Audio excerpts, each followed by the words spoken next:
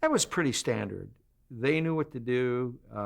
They followed the scripts, the cue cards, and the thing that made it work, everybody had a good time.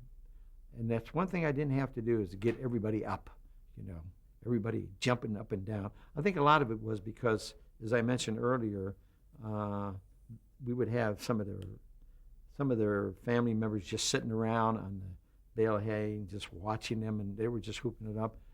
But what made the spot work, two things. Whenever I was in a writing session, and especially when it came to Roy, sometimes the punchline wasn't the greatest. And because of time was of the essence, I'd say, just leave it alone. If Roy's got the tagline, he'll know how to make it work because he was great with expressions.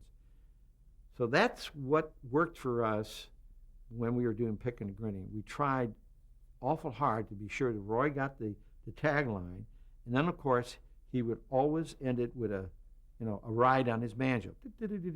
Boom. So, it was a pretty standard, and everybody had a good time. Everybody loved it.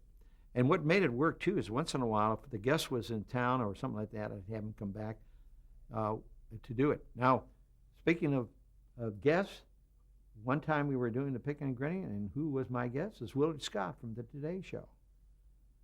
And he just loved Pickin' and Grinning, sitting in the middle between Buck and Roy. And out of nowhere, because it was a series of about 10 jokes, it's probably one of the longest comedy spot on the show. Out of nowhere, he jumped up and said, "Stop the music, stop the music." And we followed him.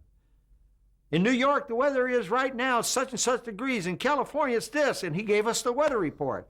Sat down and we went into the joke and didn't even stop. We just kept on going. Willard Scott.